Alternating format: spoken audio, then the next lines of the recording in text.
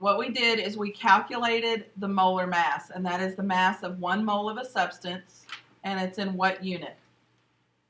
Grams per mole. It's in grams, right? Grams per mole. Yes. Now, if you're not always going to have exactly 1 mole of something, you're going to have different amounts. So you have to be able to convert back and forth.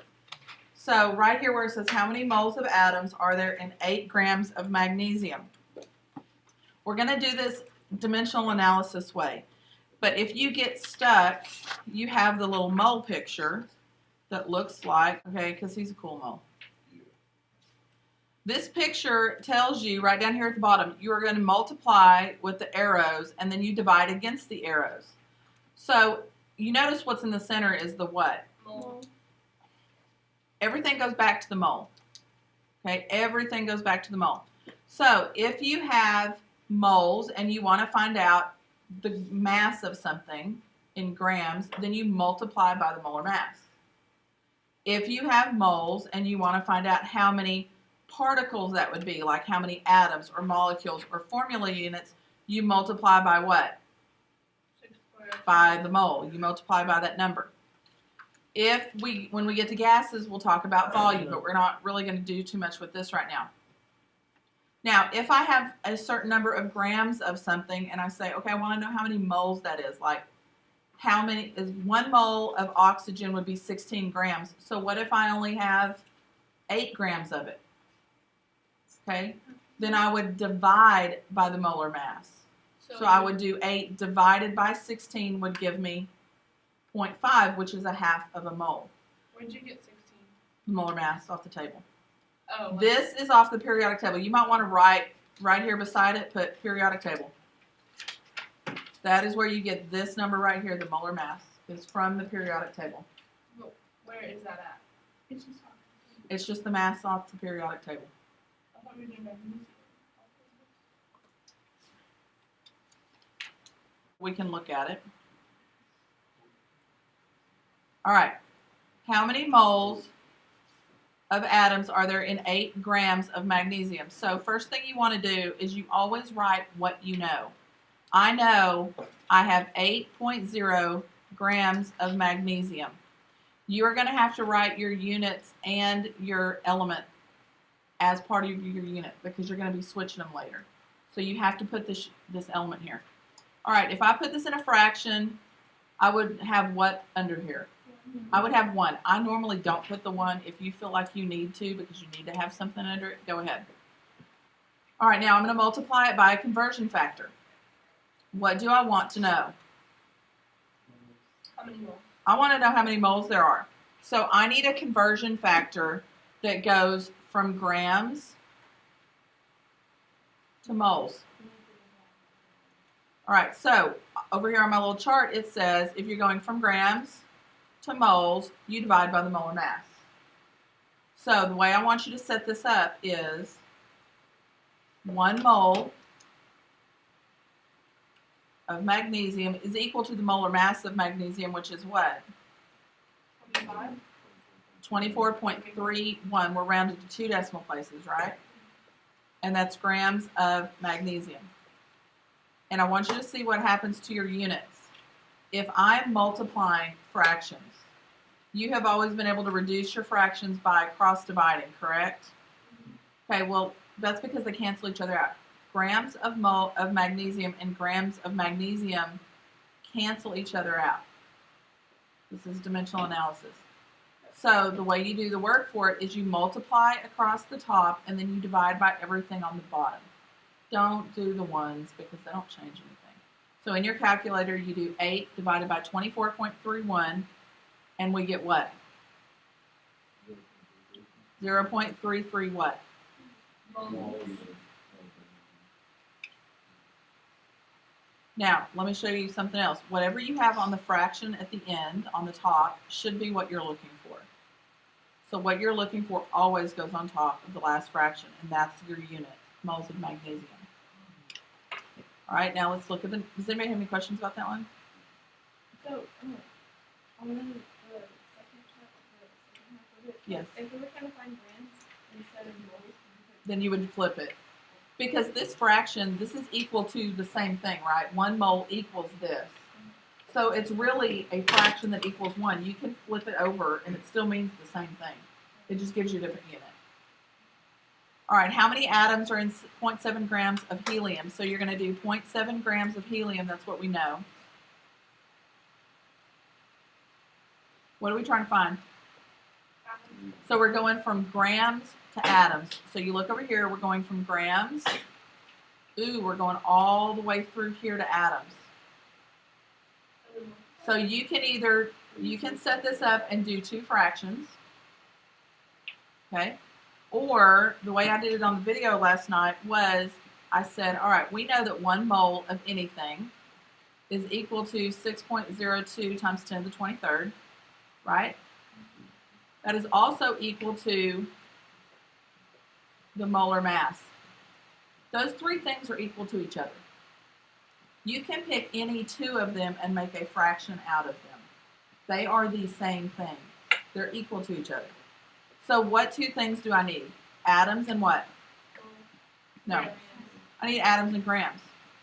So I need atoms, which is this, and I need grams, which is this. So whatever the molar mass is equal to this many atoms, correct? Which one has to go on top? What am I trying to find? So I'm going to put 6.02 times 10 to the 23rd atoms on top.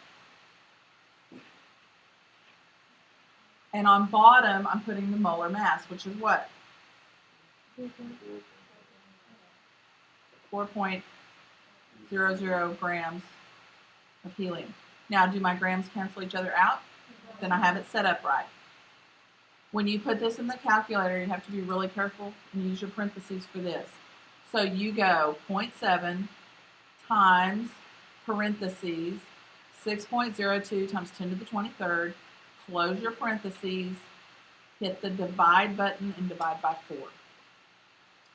And what should you get? It's atoms, so it's going to be a big number. What is it?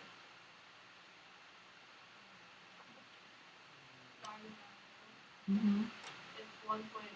Oh, I thought it was 1.05 No, you times didn't. 10 It's to big. the 23rd. Okay. Yeah. 1.05 times 10 to the 23rd. Okay. It's less than a mole, so you should have less than a mole of atoms, right? If you get your fraction flipped wrong, you'll know it because it won't make any sense. It'll be like a ginormous number, like 10 to the 50th or something like that. That wouldn't work. You know that that's less than a mole? How do I know that this is less than a mole? Because a mole is 4 and this is 0.7. So I know that this has to be less than a mole, right? So will it always be 10 to the 23rd? No. Sometimes it goes to the 21st or the 22nd, Okay. but most of the time it's in that range. Okay. So it's like between 20 Okay, now let's look at the one that I goofed up on the video. Sydney caught it. Did anybody else catch it? This one here. Yeah, because there's 2 atoms. I know. Yeah. Oh, that's frustrating. I was trying to hurry. I'm sorry. So that's good. I could have done that as just a test to see if y'all got it, but no, I just made a stupid mistake. So okay, I admit it. So let's look at this one. What would be the mass? That is what you're looking for. I always try to circle it or.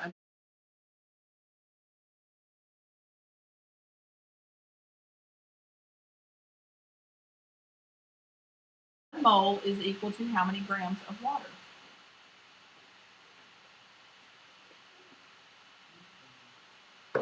(16 and 2.02, 18.02. Is that right? 18.02. You do not have to show me your calculation for this 18.02. That's why we did all that yesterday, so I know you know what you're doing. Why did you get that? Yes, that's the mass off the periodic table, molar mass, because 1 mole of water is equal to this many grams, right? So how are you going to put that in your calculator? 25 divided by 18. And you get 1.39. Is that what everybody got? Plug it in and check. 1.39 what? Moles of H2O, because our grams cancel and we are left with what we want to know, which is moles. And I will tell you, this only will make sense to you if you just keep practicing and doing lots of these. When you're trying to find the answer, you go from if that wasn't a 1 on top on the right hand side, you would multiply 25 by that number and then divide by the. Right. Right. But remember, whatever the mass is off the table, that is equal to how many moles? That's 1. So when you're doing mass and moles, it's always going to be a 1 to something. So let's look at number 12, because that's doing grams. It says how many grams are there in 4.5 moles? So I have 4.5 moles. If you get confused on where to start, you always write down what's given in the problem. Li2O. Now, what do we want to know? How many what? We want to know grams of Li2O. And what do we know? We know moles, so moles have to be down here. No. Moles. 1 mole is equal to how many grams? So you need 2 lithiums and 1 oxygen.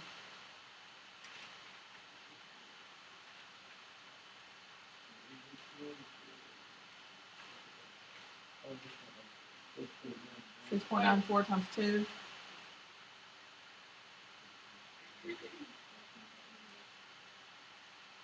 No. Oh, yeah. 29.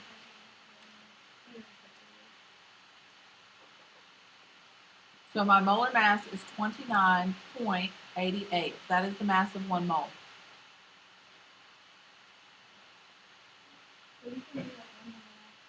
Yeah, it shouldn't be that big of an issue. Zinc's probably the only one you're going to see that with the problem. And it just may be a typo on it. What'd you use for lithium? 6.94 times 2 plus 16? No, you gotta use 16 because it's 15.9999.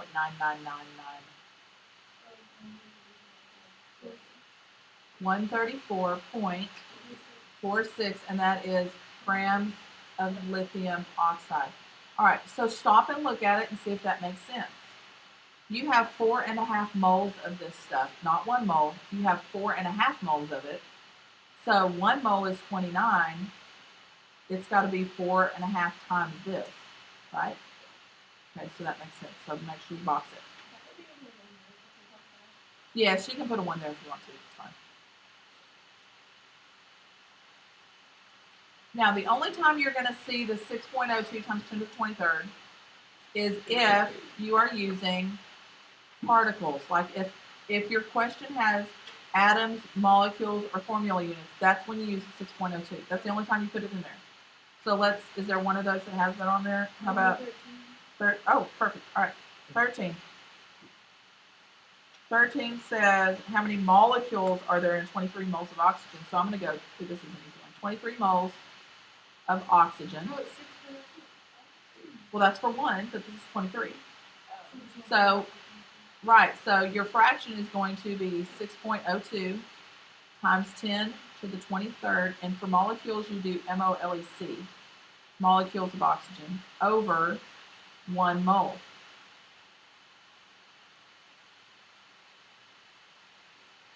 And it should be a huge number.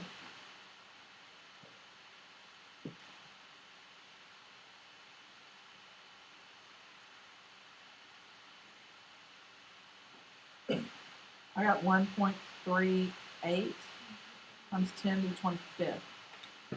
And that's molecules of oxygen. So, does anybody have any questions about that? What?